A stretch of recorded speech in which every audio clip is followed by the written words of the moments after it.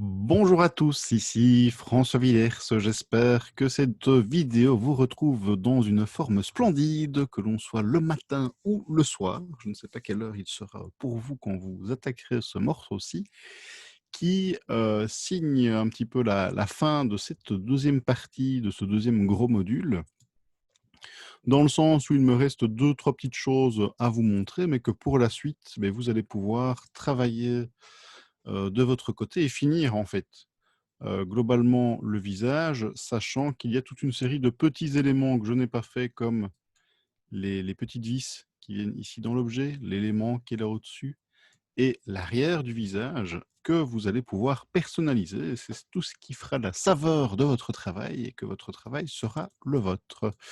Donc, de mon côté, je vais vous montrer comment dupliquer cet élément-ci le long d'une ligne. Donc ça, je vais la refaire avec vous. Et comment projeter une forme sur l'objet. On va faire ça pour pouvoir après venir creuser l'objet et venir y placer les petites vis qui viennent justement ici. Là, le cercle est trop gros, mais c'est pour le principe de la projection. Cela étant, parfois une découpe à la main vaut mieux qu'une projection, je trouve, mais c'est au cas par cas, je dirais, en fonction de l'endroit ciblé, mais on reviendra là-dessus après. Donc, toute première chose, refaire une ligne, hein. Donc, je vais venir dans Add, Curve, Bézier. Donc là, j'ai une ligne qui apparaît à plat sur la grille. Et cette ligne, je vais en faire une rotation. Alors, je la ferai toujours à moins 90 et je vais mettre 10 cm sur 10 pour réduire globalement sa taille parce que la tête est petite. Alors, la ligne, on va la repositionner. Donc, on va passer en mode Edit Mode, ici, là. Et je vais d'abord la repositionner de profil. CTRL 3, oui. Donc, le point du haut de la ligne, je vais venir le placer là où j'ai déjà positionné ma pièce, en fait. Donc, c'est-à-dire à gauche de l'écouteur, sous l'élément cubique qui va venir au-dessus. On pourra repositionner et retravailler. Après tout ça, vous allez voir, on a beaucoup de souplesse avec cet outil. Et le point du bas, je vais venir le placer en bas. C'est pas sans grande surprise. Qu'est-ce que c'est que ça? J'ai deux points. C'est la première fois que j'ai ça. J'ai une poignée de tangente superposée sur l'autre point. C'est un peu perturbant. Donc pour sélectionner le point de tangente, un cliquer glisser aussi. Je dirais que c'est peut-être le plus compliqué avec l'outil Lean, c'est d'attraper les poignées de tangente. Une fois que vous aurez l'habitude à ce niveau-là, ça ira tout seul. Donc la ligne est là. Je ne sais pas si vous la voyez bien, je peux l'isoler. Okay. Donc du sommet ici au bas, on prend la base de l'objet. Et au niveau des tangentes, justement, on va les garder, on ne va pas trop tordre les tangentes pour que l'objet qu'on va copier le long de la ligne ne se déforme pas de trop. L'outil de distribution d'objets de Blender de base est très basique, donc il n'y a pas beaucoup d'options dessus comparé à d'autres softs. On pourrait même dire qu'il est un peu vieillot, mais ça fera l'affaire pour ceci. Donc les points, une fois qu'ils sont positionnés en vue de left, on va positionner le point du bas et peut-être du haut aussi en vue de face. Donc de face, je viens le mettre au niveau de l'objet. L'objet, vous pouvez le sélectionner. Moi, je l'ai mis dans coup, vous voyez, pour venir positionner votre point en dessous ou pas loin en tout cas. Et le point du bas, même chose, je reviens vers l'intérieur. Une fois que c'est fait, je retravaille un petit peu la courbe au-dessus et en dessous, un petit peu. Cela étant fait, pour faire la copie de mon objet, tout le travail va se faire avec l'objet nul qui est ici, enfin l'élément nul, le curseur, pardon, j'appelle nul, mais c'est le curseur qui est propre, c'est vraiment un principe qui est propre à Blender. Alors, ce point, je vais le positionner correctement, ce curseur, en vue de left, ici sur le centre de l'objet. Et je vais faire pareil en vue de front, en vue de face. Alors là, quand on le fait en vue de face, vous voyez qu'il s'en va en vue de gauche. Je le remets, départ. Et on peut chercher comme ça très longtemps. J'ai cherché très longtemps, je ne vous dirai pas combien de temps, c'est un secret. Mais pour régler ce petit souci-là, il suffit de décocher. Et c'est souvent le cas hein, pour des choses simples. Donc, mais vous surlignez ça en gras, en rouge, en fluo sur vos notes. De décocher cette petite case, donc Surface Project. Du coup, ça ne va plus se coller à la surface du projet et vous pouvez zoomer, voyez, comme ceci, pour être le plus précis possible. Bon, je pourrais m'amuser à copier-coller les positions X, Y, Z aussi, hein, de l'objet de référence, mais ne pas pousser le vis jusque-là. Je vais peut-être repositionner un petit peu mon point. Voilà, comme ceci. Donc, une fois que ça c'est fait, je prends l'objet de départ que je veux copier. Ensuite, je vais déplacer le curseur. Et le curseur, il n'a pas de CTRL-Z. Donc, enfin, s'il en a un, je ne le connais pas. Ah, il m'a recoché l'option, mais enfin, vilain outil. Voilà. Donc, Object Mode, je sélectionne. C'est pas possible, c'est la fatigue. C'est la fatigue, je vais y arriver. Donc, je désélectionne curseur. Voilà, on sélectionne son objet. J'espère que vous en sortirez chez vous aussi, ça ne vous rendra pas trop dingue. Et je vais ajouter l'outil Array, donc c'est l'outil qui, le vieil outil qui copie des objets. Okay. Alors la valeur de count n'est pas trop importante dans un premier temps. Ce qu'il y a d'important, c'est la valeur ici. Alors, pas en relative, mais en constant offset. On va partir sur une valeur de copie d'objet. Et ce qui est d'important, c'est cette distance-ci qui définit la distance qu'il va y avoir entre deux objets. Donc 1.5, oui, ça permet d'avoir un petit décalage sympa. Alors là, parce que j'ai le nez dessus, je me dis, tiens, j'en profiterai bien pour retoucher un peu l'objet. On peut encore le faire ici. Donc ça reste, on peut modifier les choses à tout moment. Je vais simplement faire un petit biseau hop, sur le pourtour de mon objet, avec juste 2 segments en tout et pour tout. Et je ne vais pas faire de subdivision, sinon je vais casser les pointes de l'objet. Par contre, pour lisser entre guillemets l'objet, je vais au niveau, donc c'est CTRL Alt, non, Shift Alt, non plus. Je vais quitter l'outil biseau. J'espère que je n'ai pas biseauté mon objet dans tous les sens. Je regarde les faces. Oui, non, ça va. Je vais demander à lisser les faces entre elles. Alors, je ne sais pas pourquoi il ne veut pas me sélectionner mes segments. Ah, tiens. Non. J'essaie de comprendre. Il y a... Là, donc, c'est bien clic gauche Alt. OK. Non. Alors, parfois, ça passe bien, parfois pas, et j'appuie sur les mêmes boutons, je vous promets. Donc, il y a une petite subtilité dans l'outil qui m'échappe. Bref, je prends les faces, clic droit, et je vais faire un shade smooth pour les lisser ensemble. C'était juste ça que là, ça a marché du premier coup, shade smooth. OK, donc, je réactive mon array. Et je vais ajouter le modifieur curve pour aller sélectionner la courbe que j'ai créée juste ici en dessous. Donc avec la pipette, je vais venir la sélectionner. Ou alors, vous cliquez sur le petit carré, vous prenez le Bezier curve dans la liste d'objets. Donc à partir de ce moment-là, vos copies vont se faire le long de la courbe. Alors ici, comme je suis parti avec une valeur positive, je dois mettre 1,5. Maintenant, il est possible qu'il se base sur le point du bas de votre ligne malgré tout et que vous ayez à mettre cette valeur-là. 1,5, un petit point. Voilà. Et il n'a absolument pas tenu compte. Il ne tient pas compte de ma courbe. Alors pourquoi? J'ai compris pourquoi. Parce que je suis en mode Edit Mode. Donc, du coup, je repasse bien 1.5, c'est bien ce qui me semblait. Voilà, et je vais maintenant définir la quantité ici pour revenir jusqu'au-dessus. Tout reste très souple hein, à ce stade-ci. Vous pouvez à tout moment revenir. Tiens, c'est dommage qu'il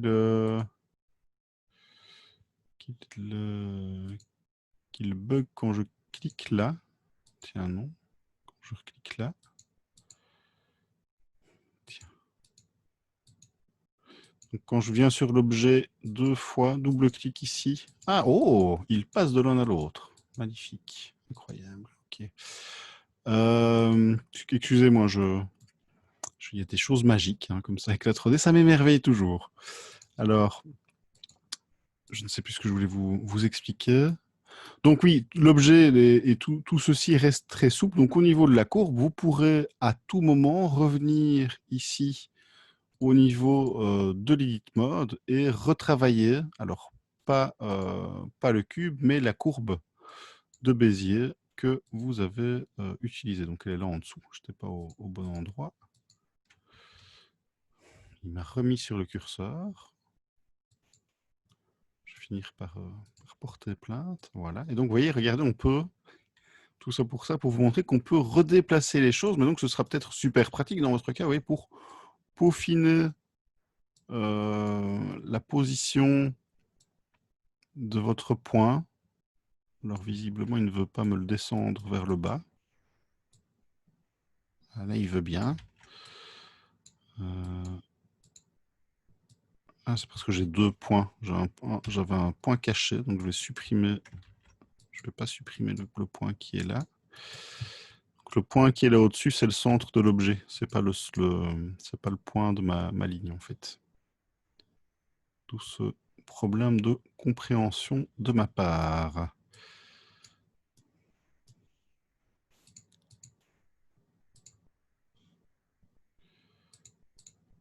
Oui, c'est le point du centre des axes X, Y, Z que j'ai confondu avec un point de la spline.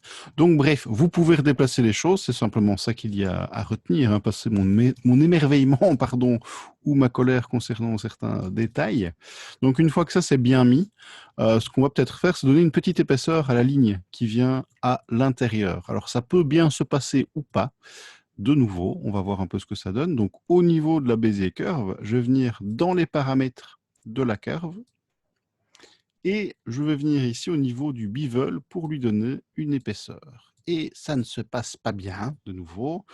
C'est-à-dire qu'il ne fait pas une forme circulaire, mais un cylindre écrasé, sans doute lié au fait que j'ai joué avec les poignées de tangente sur les axes des X. Et donc ça élargit un petit peu la forme.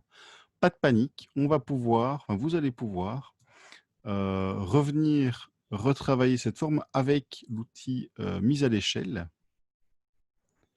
Alors, pas au niveau des courbes, mais au niveau de l'objet, globalement. Je vais y arriver. Alors là, que se passe-t-il? Il me fait tout bouger, donc ça n'ira pas. Donc, on va recréer une courbe. Alors, pourquoi est-ce qu'on recrée une courbe? Parce que ça reste quand même plus pratique que de faire un cylindre et de dépasser les points d'un cylindre. Ça, vous pouvez me croire. Donc, je vais refaire une courbe. Ici, add Bézier, et même chose en termes de paramètres. Donc, on avait dit une rotation à 90 degrés.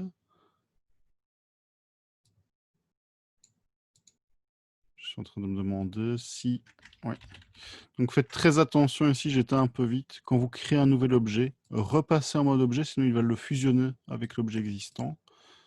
Donc, je préfère recommencer par acquis de conscience. Donc, moins 90, 10, 10.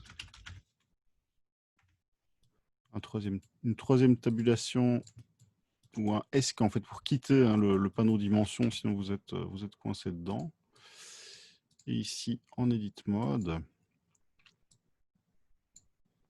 je vais rapidement replacer la courbe en fait au même endroit.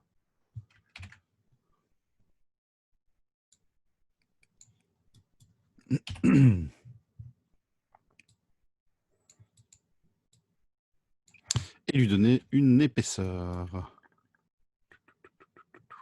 Donc cette fois-ci, j'ai pas trop déformé les poignées de tangente. Vous voyez qu'elles sont toujours bien verticales. Et il me les crabouille quand même. C'est peut-être lié à la rotation, je ne sais pas. Toujours est-il que, vu que l'objet n'est plus lié à ma copie, je vais pouvoir l'écraser, cette fois-ci, sur l'axe... Alors, j'aimerais l'écraser sur l'axe DZ et rien que DZ.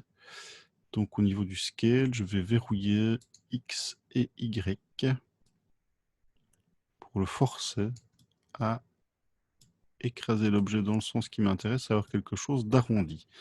Néanmoins, avoir quelque chose d'un peu raplati vous sera utile pour tous les câbles qui viennent ici, hein, entre la pomme d'Adam et le sternocleidomastoïdien. Donc, vous pouvez quand même garder ce qu'il y a d'intéressant là-dedans. Qu'est-ce que j'allais dire d'autre par rapport à ceci? Je vais désactiver ça. Vous pouvez convertir ce type d'objet en objet polygonal. Donc dans Object Convert to Mesh from Curve. Donc à ce moment-là, vous n'avez plus le contrôle sur les points, vous avez le contrôle sur les segments. Ce à quoi vous pourrez également faire attention, c'est la quantité de segments que vous avez. C'est-à-dire que si vous souhaitiez à un moment donné reconvertir l'objet qui est ici en objet polygonal, ça vaut la peine de faire attention à l'optimisation de l'objet tant qu'il est en curve. C'est-à-dire qu'on va pouvoir, comme dans Max, hein, c'est le même principe, réduire ou pas la quantité de segments sur la longueur de l'objet et réduire la quantité de segments, la résolution sur le pourtour de l'objet. Donc si j'avais voulu quelque chose de cubique, par exemple, j'aurais pu l'avoir, une section carrée, j'aurais pu l'avoir comme ceci aussi. Voilà pour ce dernier point. Donc je vous souhaite un bon travail pour la suite et je vous demande de pousser au maximum le détail pour que cette version soit validée. Vous noterez que quand vous sélectionnez un objet, vous avez un petit triangle qui est légèrement encadré. Vous voyez juste là. Je crois qu'il n'y avait pas moyen de faire plus subtil dans au niveau des icônes, mais ça permet de voir où se situe l'élément que vous avez sélectionné. Donc voilà, je m'en suis aperçu tout récemment et je souhaite le partager avec vous.